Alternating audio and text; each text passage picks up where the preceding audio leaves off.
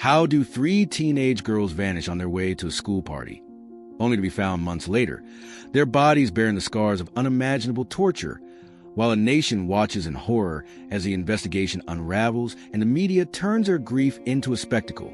Welcome to Global Shadows, where we uncover the darkest crimes against the innocent, peeling back the layers of tragedy to reveal the truth beneath. Today, we're traveling to Alcàsser, Spain, in November 1992, where Miriam Garcia Iborra and Toñi Gomez Rodriguez and Desirée Hernandez Folch, 3 friends aged 14 and 15, set out for a night of dancing at the Cooler nightclub in nearby Picassent, a mere 4 kilometers from their small town. They never made it. Instead, they were kidnapped, raped, tortured, and murdered in a crime so brutal it shocked Spain to its core, becoming one of the most notorious cases in the country's history, a case that exposed the darkest corners of human cruelty and the failures of those meant to protect the vulnerable. Miriam, Toñi, and Desirée were typical teenagers, full of life and dreams, who decided to hitchhike to the party after Miriam's father, Fernando, couldn't drive them due to the flu.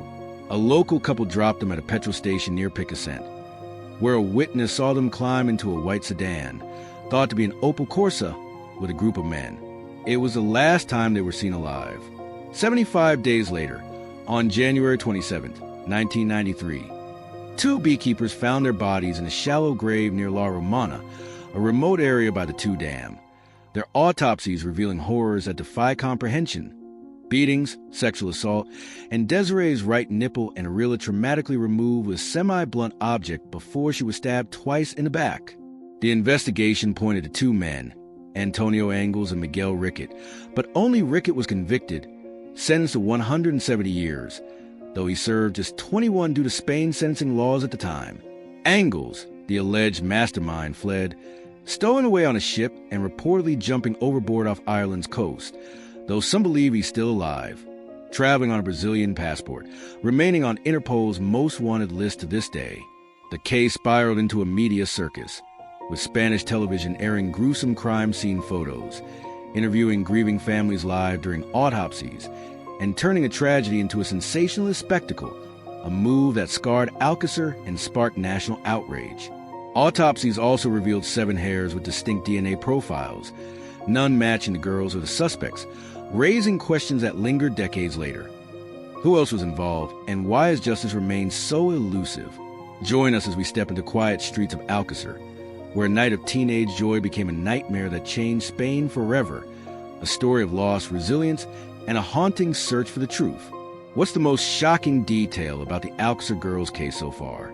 Share your thoughts in the comments. On November 13, 1992, the small town of Alcàsser in Valencia, Spain, buzzed with the quiet energy of Friday evening.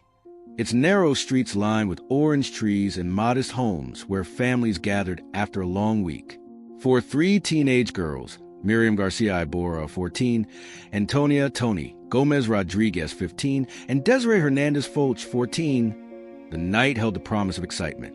They were best friends, inseparable and full of life, known for their laughter and dreams of a future beyond their sleepy town. Miriam was a planner, always organizing their adventures, while Toñi, shy but kind, once brought home a stray kitten to care for like her own child. Desirée, with her love for skating, had packed her sports bag for a rink visit the next morning, a detail that would later haunt her family.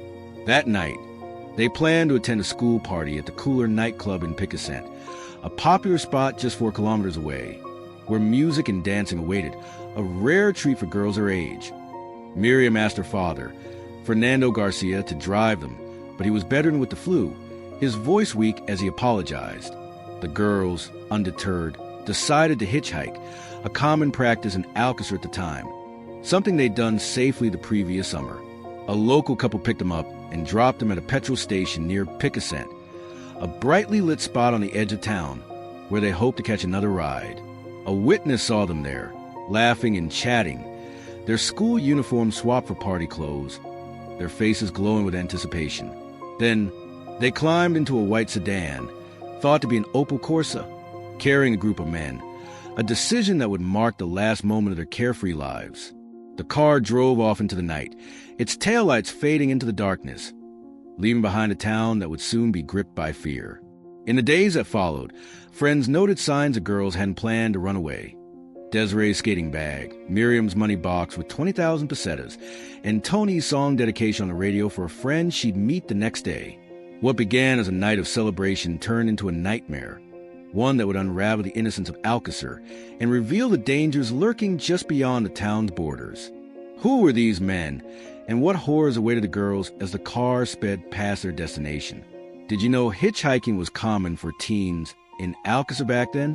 What's your first impression of this case? As the white sedan sped past the cooler nightclub, Miriam, Toñi, and Desirée realized something was terribly wrong. Their laughter turned into screams of terror that echoed inside the cramped car. The men inside, later identified as Antonio Angles and Miguel Ricart, ignored their pleas with Angles, the alleged ringleader, pistol whipping them with the handle of the Star Model BM handgun to silence their cries, their faces bruised and bloodied, as the car veered toward a remote, mountainous area near the Two Dam. They were taken to an abandoned house in a desolate spot known as Barranco de la Romana, its crumbling walls and broken windows a stark contrast to the vibrant nightclub they'd hoped to reach. Inside, the girls' nightmare unfolded over hours of unimaginable cruelty, a horror that would leave scars on Spain's collective conscience. The men tied the girls up, binding their wrists and ankles with rough rope, their whimpers muffled by the isolation of the house, where no one could hear their screams. 2 of the girls were raped immediately, their bodies trembling as Angles and Ricart took turns, their laughter chilling the air. The men then drove to nearby Catador to buy sandwiches, leaving the girls bound but alive, their hopes of escape dashed when they returned. The 3rd girl was raped hours later, her cries echoing through night as the men continued their sadistic assault. They toyed with the girls, prolonging their suffering with beatings and torture. Desirée endured the traumatic removal of her right nipple and a rilla with a semi-blunt object, a detail from her autopsy that would haunt investigators. Finally, the men forced the girls into a shallow pit they dug earlier, where they were assaulted again before being shot. Angles firing 3 bullets, 1 for each girl, after a failed first attempt left a shell casing on the ground. They covered the bodies with a carpet and dirt, leaving them in the cold earth, their lives snuffed out in a matter of hours. 2 months later, on January 27, 1993, heavy rainfall softened the soil, and 2 beekeepers stumbled upon the grave, a wristwatch glinting in the mud, revealing the girls' fate to a nation that had been searching desperately. How could such evil go unnoticed? And what failures allowed these monsters to prey on the innocent in a town so close to home? Can you believe the brutality the Alcàsser girls endured? What do you think about the killer's actions that night? The discovery of the Alcàsser girls' bodies on January 27, 1993, sent shockwaves through Spain, but the investigation that followed would become as controversial as the crime itself, leaving more questions than answers. The Spanish Civil Guard quickly arrived at the La Romana site, finding Ricart's glove, a Social Security referral note for Angles' brother Enrique, and a shell casing, clues that pointed to Antonio Angles and Miguel Ricart. Ricart was arrested soon after, confessing to crimes but later claiming he was coerced, alleging police beat him into admitting guilt. Angles, however, vanished, last seen near Minglanilla, Cuenca, before fleeing to Lisbon and stolen away on the container ship city of Plymouth. Reports suggest he jumped overboard off Ireland's coast, possibly dying from a fall or hypothermia, though some believe he survived, using his Brazilian passport to evade capture, a theory that keeps him on Interpol's most wanted list to this day. The investigation drew fierce criticism for its mishandling. Autopsies revealed 7 hairs with distinct DNA profiles, none matching the girls' Ricart or Angles, suggesting others may have been involved, a lead that was never fully pursued. Bones from the girls were still being found in the area years later, as recently as 2019, when a couple inspired by a Netflix documentary dug up phalanxes at La Romana, confirmed by forensic scientist Francisco Echeverria to belong to one of the girls, proving the initial search was sloppy. The Civil Guards Unit of Central Operations, UCO, a joint task force set up under Interior Minister Jose Luis Corcura, struggled to manage the case as media pressure mounted. Spain's President Felipe González met with the families on Christmas Eve 1992, promising more resources, but the effort couldn't undo early mistakes. Fernando Garcia, Miriam's father, became a vocal critic, later teaming with an investigative reporter to challenge the official narrative, pointing to inconsistencies like the unexamined DNA and rumors of a larger network, possibly linked to a similar 1988 case in nearby McAlester, where 3 teens were brutally murdered with no suspects. The investigation's failures fueled public outrage, with many believing the truth was buried deeper than the girls' bodies, a suspicion that lingers as the case remains under review in Alcàsser's courts even now. What went wrong? And who else might have been involved in this horrific crime? Do you think the police mishandled the Alcàsser case? What do you make of the unexamined DNA evidence? As the Alcàsser Girls case unfolded, Spain's media turned a tragedy into a sensationalist spectacle, amplifying the family's grief while compromising the investigation in ways that still resonate today. Spanish television descended on Alcàsser within hours of the body's discovery, broadcasting live from the town square, where reporters thrust microphones into the faces of grieving parents, capturing their raw pain for millions to see. On the night of the autopsies, Antena 3 presenter Nieves Herrero hosted a live special from Alcàsser's Music Society Hall, a cultural heart of the town, interviewing the families as the girls' bodies were being examined, a decision that drew widespread condemnation for its insensitivity. The broadcast became the most viewed in Spanish history at the time, but at a cost. Graphic crime scene photos, including images of the girls' bodies, were aired with minimal warnings, a move critics called unethical, arguing it violated the girls' dignity and their families' privacy while fueling public hysteria. The media frenzy didn't stop there. News programs speculated wildly, some suggesting the girls had run away, ignoring evidence like Desiree's skating bag and Toñi's radio dedication, while others floated baseless theories, including a rumored link to a snuff film cult. Fernando Garcia, Miriam's father, initially turned to media for help, organizing searches and raising awareness, but soon found himself at odds with the coverage, later calling it a circus that exploited their pain. The trial of Miguel Ricart in 1997 became a primetime showcase, with cameras zooming in on gruesome details, further traumatizing the families and Alcàsser's tight-knit community. The coverage left lasting scars. Locals stopped hitchhiking, a once common practice, and the town became a grim tourist spot, with visitors drawn to La Romana after a 2019 Netflix documentary. The Alcàsser murders reignited interest. The media's role sparked a national debate about ethics in journalism, with many arguing it compromised the case's integrity, potentially tainting evidence and public perception. Posts on X from 2021 reflect lingering unease, with viewers of the Netflix series calling the case sickening and noting too many irregularities in both the investigation and media handling. How did the media's obsession with ratings deepen the wounds of a grieving town? And what does it reveal about the cost of sensationalism? What do you think about the media's role in the Alcàsser case?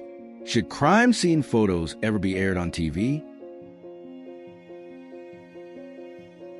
The trial of Miguel Ricart in 1997 became a focal point for Spain's grief and outrage over the Alcàsser Girls case, but also highlighted the deep flaws in pursuit of justice, leaving the families with more pain than closure.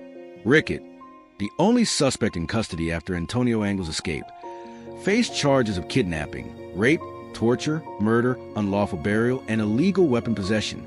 His initial confession detailed a horrific night, claiming Angle shot the girls after hours of assault, but he later recanted, alleging police coercion through beatings, a claim that fueled doubts about his guilt. The courtroom was a media spectacle, with cameras capturing every moment, from Ricart's testimony to the Angles family's evasive answers about a mysterious answer machine that might have held clues to Antonio's whereabouts. A forensic expert, reviewing autopsy footage, drew 2 new conclusions. The girls' injuries suggested prolonged torture, and the unexamined DNA hairs pointed to additional perpetrators, a lead the prosecution dismissed. Ricart was sentenced to 170 years, but due to Spain's laws at the time, the maximum effective sentence was 30 years. He was released in 2013 after serving 21, sparking public fury. The aftermath left Alcàsser and Spain forever changed.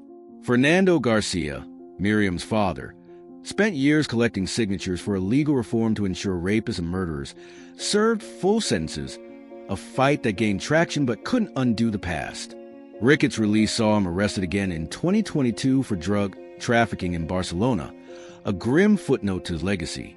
Engels remains a ghost. Some believe he drowned off Ireland. Others is alive, hiding under his Brazilian passport, a specter of justice denied. The case's impact on Spanish society was profound.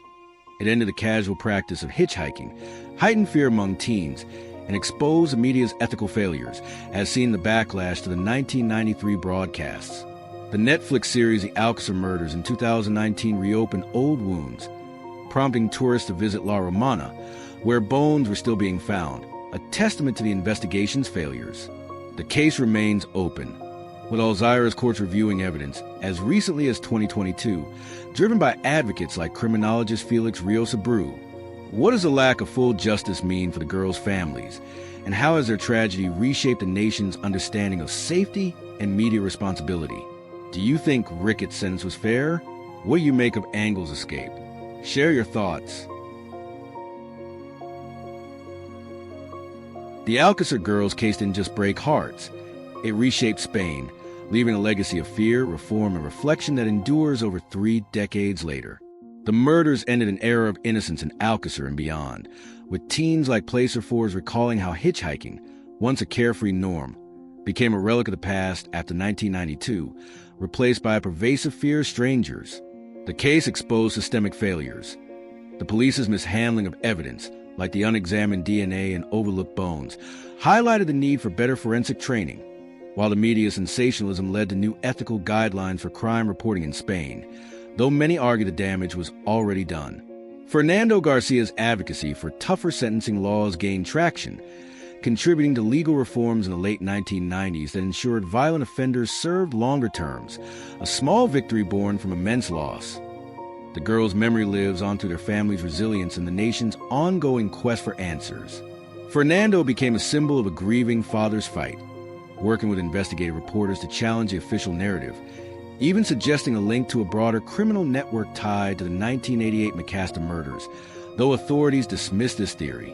The 2019 Netflix series The Alcàsser Murders brought global attention, with viewers on X in 2021 calling it horrendous and noting way more questions than answers, reflecting the case's unresolved nature. The series also turned La Romana into a grim tourist spot, with visitors like one quoted in El Español saying, "I saw the Netflix series and I like hiking, so I came here," a stark reminder of the case's cultural impact. Alcàsser itself remains a town marked by grief, its music society hall, a place of community joy, forever tied to the night of the 1993 broadcast that exploited the family's pain. The case continues to be studied, with Alcàsser's courts reviewing evidence as recently as 2022, driven by advocates like Felix Rios Abreu, who uncovered new inconsistencies. What does the Alcàsser case teach us about protecting the vulnerable, and how can its lessons prevent future tragedies from being mishandled? How do you think the Alcàsser case changed Spain? What's the most important lesson from this tragedy? The Alcàsser Girls' tragedy is a chilling reminder that danger can strike even in the smallest, safest-seeming towns, turning a night of teenage joy into a nightmare that echoes through decades. Miriam, Toñi, and Desirée were just 14 and 15 when they were kidnapped, tortured, and murdered on November 13, 1992, their lives stolen after hitchhiking to a school party in Picassent, a decision that cost them everything and left Spain reeling. At Global Shadows, we honor their memory by sharing lessons to keep your loved ones safe, lessons that could have spared them if only someone had acted sooner. First, teach your children to never hitchhike or accept rides from strangers, no matter how friendly they seem. The Alcàsser Girls trusted the men in the white sedan, a choice that led to their horrific fate.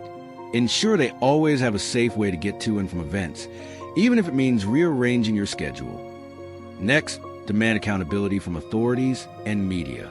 The Alcàsser investigation was marred by mishandled evidence, like the unexamined DNA hairs, and the media's airing of crime scene photos violated the girls' dignity. Support initiatives that improve police training for forensic evidence and push for ethical journalism standards, so no family endures what the Alcàsser families did. Stay vigilant in your community. The girls were taken just 4 kilometers from home, a reminder that danger can lurk close by. Report suspicious behavior, like unfamiliar cars lingering near schools, to the police immediately, because your action could save a life. Advocate for better support for missing persons cases, joining organizations like those Fernando Garcia supported. Ensuring no case is overlooked due to systemic failures. Finally, foster open communication with your teens. Let them know they can always call you if they feel unsafe, giving them the confidence to reach out before it's too late, a confidence that might have changed the girl's fate that night. Let's build a world where no child suffers the horrors Miriam, Toñi, and Desirée endured, a world where safety and justice prevail over evil and negligence.